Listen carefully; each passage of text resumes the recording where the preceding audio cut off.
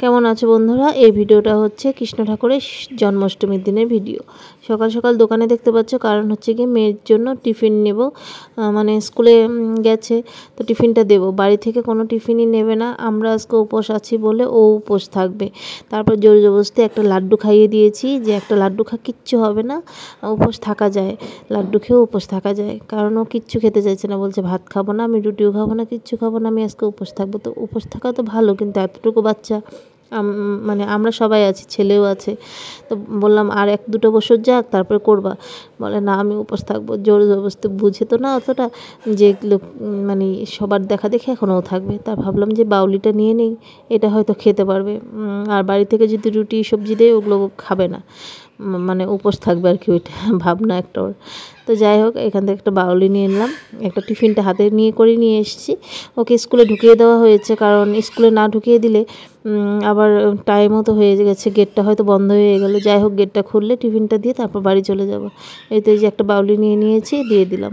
আর বাড়ি এসে জানো কিচ্ছু খাইনি, সারাটা দিনে কিচ্ছু খাইনি। সন্ধ্যার সময় আমরা উপোস ভেঙেছি, তখনই ও উপোস ভেঙেছে। আর বন্ধুরা, আমি এখন ভয়েস দিচ্ছি, আর আমার মানে চেরি বেলা ওরা আওয়াজ করছে, তোমরা আওয়াজটা হয়তো শুনতেই পাচ্ছ, ডাকছে। এখন না একটু একটু চেরি কথা শিখেছে।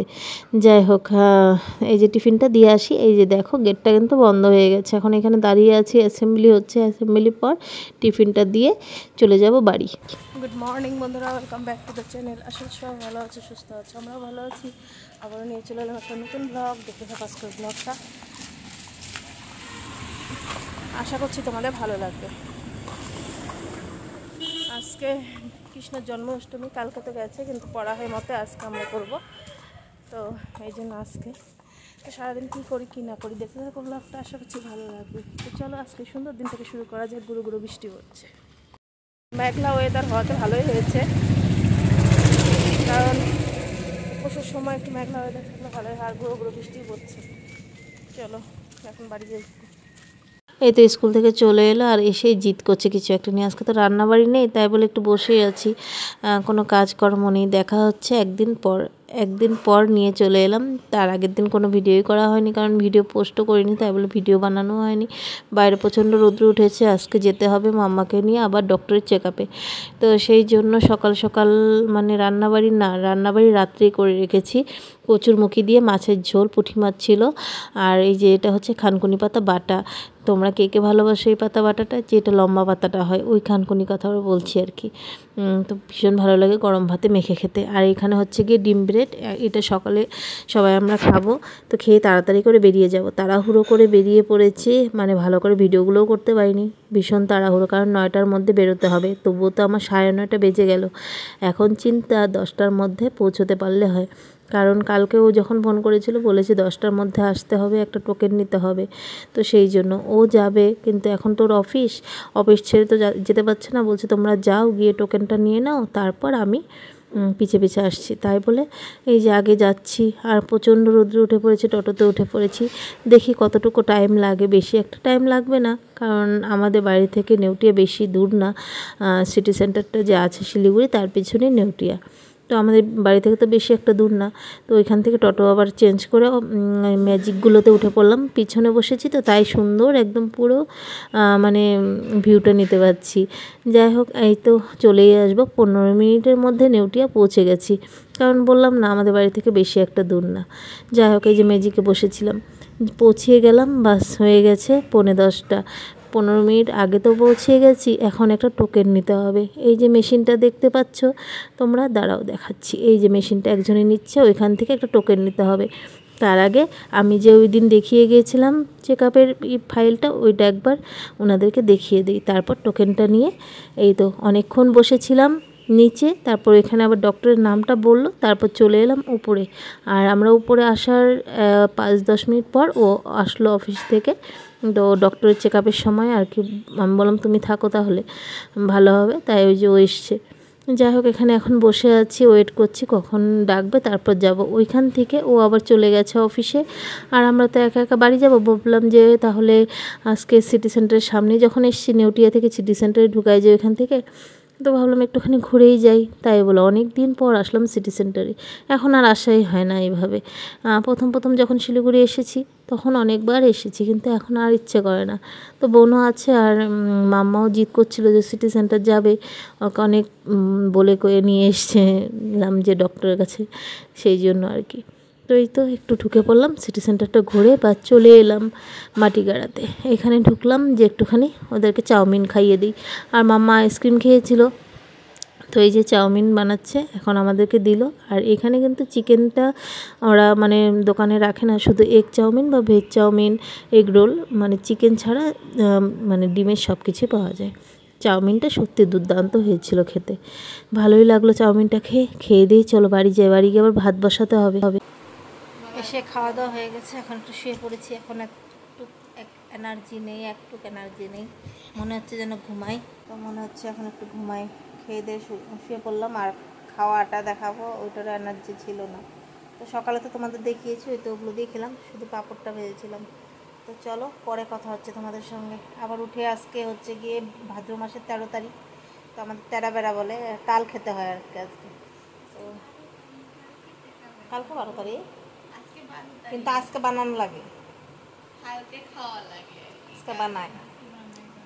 তো এই জন্য আর কি, কালকে বোধহয় 13 তারিখ, জানি না, আজকে বানাতে হয় নিয়ম মতে। তবে ও একবার বাড়িতে ফোন করে শুনবো, তারপর আর কি। তালটা মানে চেপাই আছে, চেপে রেখে দিয়েছি। আমি তো চিপতে পারি না, ওকে বলেছিলাম ওই দিন অফিসে যাওয়ার আগে, স্নানের আগে আমাকে তালটা মানে চিপে দিয়েছিল। অনেক কষ্ট হয় তালটা চিপতে, আমি পারি না, ও করে দেয়। তো ফ্রিজে রেখে দিয়েছি, বাড়িতে ফোন করে শুনবো। যদি কয় না আজকে বানাতে হবে, তাহলে আজকে বিকালে বানাবো, একটু রেস্ট নিয়ে নিই, তারপর পরে দেখা হচ্ছে একদম বিকেলে। ফানটাই এসছে, শুয়েছিলাম, চোখটা বন্ধ করেছিলাম।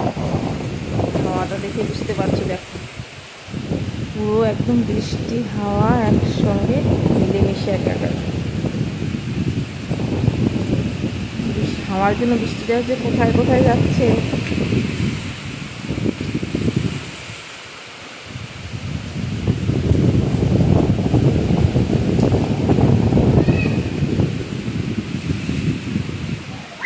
পুরো ব্যালকনি ভিজে একদম ডুবে গেছে।